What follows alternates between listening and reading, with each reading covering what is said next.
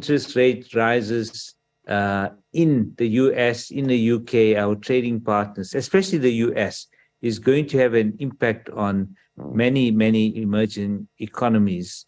And, I guess the message we had from overseas was we really have to put on our seatbelts. It's going to be rough the next 6 months and perhaps even rougher next year.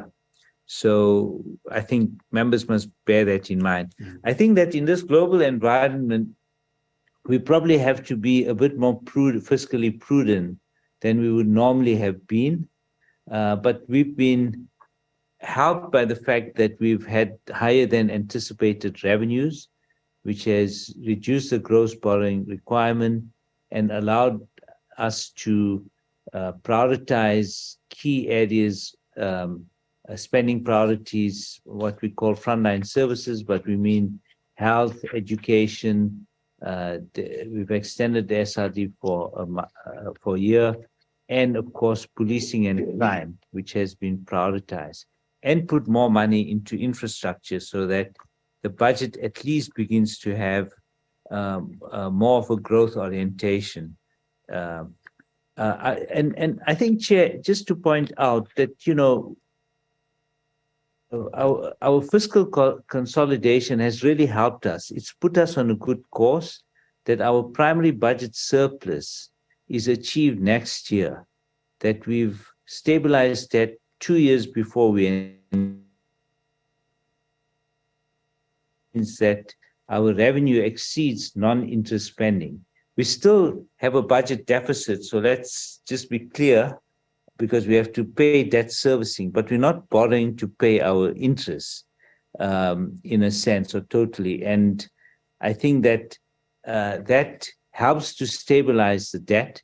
And even as we consider taking on ESCOM debt and so on, we're in a place where we can still stabilize the debt, but Edgar will go into these. So Chair, I'll stop there for now and just point out that we've been able to do so not just in spite of the global shocks, but also the local shocks like you've had with the flood damage that took place in April. In fact, both the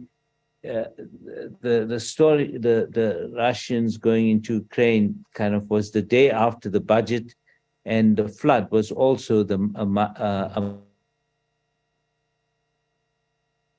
events that really shocked our fiscal framework in a big way. But Edgar, over to you.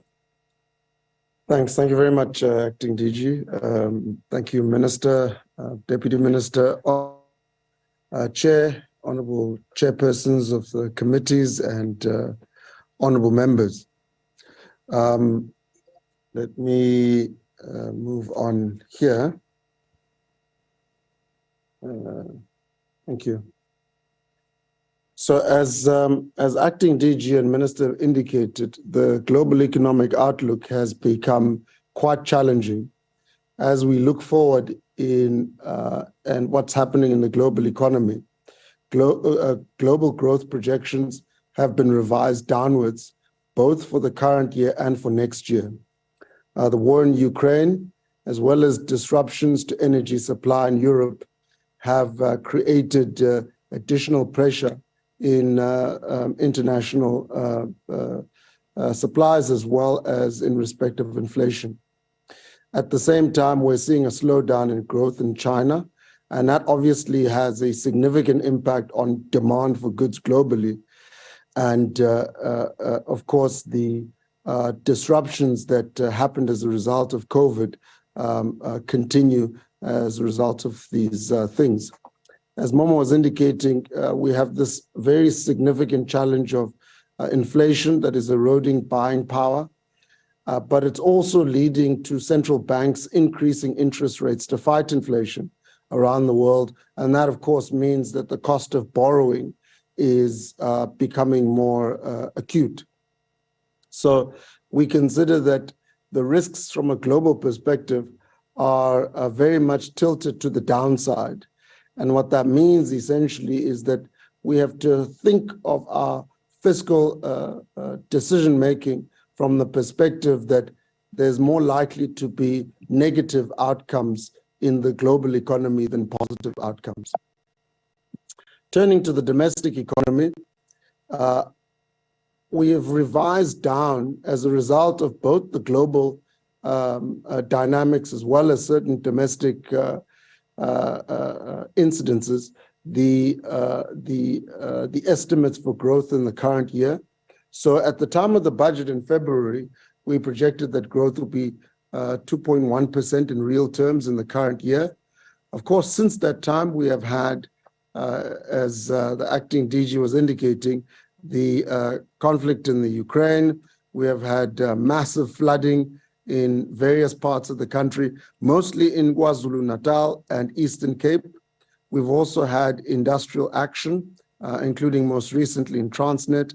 And of course, we have had very bad load shedding and poor electricity supply. We've therefore revised down the forecast for GDP growth in the current year to 1.9%. Next year, GDP is also forecast to be a relatively low 1.4%. In terms of the risks, we've already spoken to them to some extent, and Momo touched on them at length. But the risks to the global and domestic outlook remain elevated, and as I said, they're tilted to the downside. We've spoken to the conflict in the Ukraine.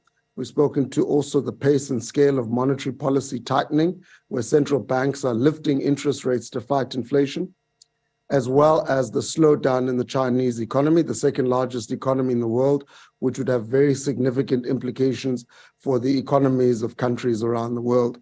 And of course, domestically, the issue of the power cuts, as well as the events that have taken place since that time. What we need to do in order to counter both these effects, as well as the lingering economic challenges that South Africa faces, is to accelerate the pace of economic reforms and structural reforms.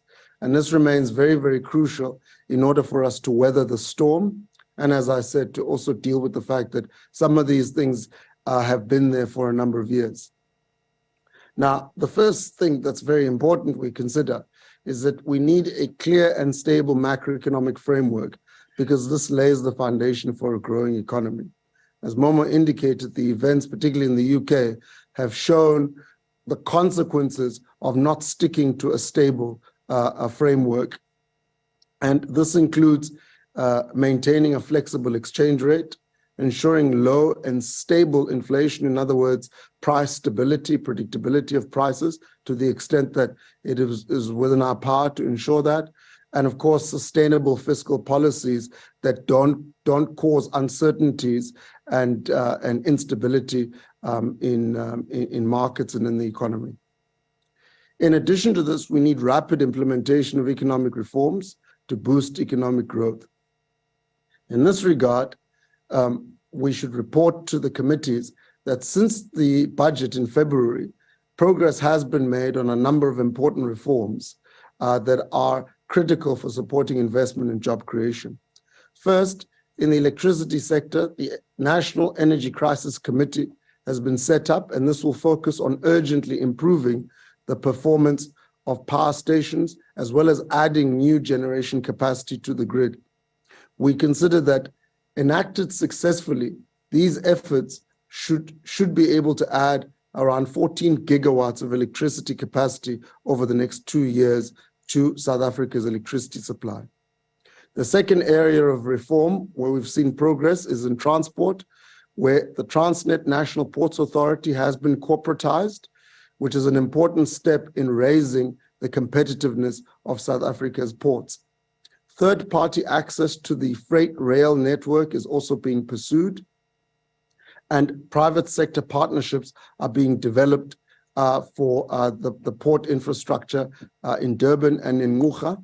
The white paper on the national rail policy was gazetted in May with a focus on measures to raise competitiveness, lower logistics costs, and encourage investment.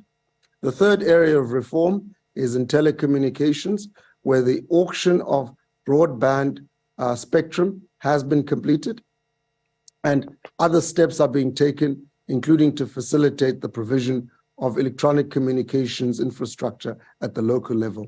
And finally, the visa reform, particularly the e-visa system, is now in place, and other reforms are being put in place within that the context of that reform process.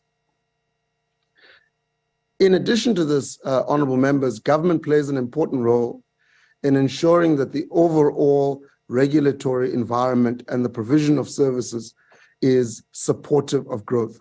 And we'll come back to this during this presentation to indicate how government has sought to make injections that will promote economic growth and provide basic services, particularly to the poor and the most vulnerable in our society.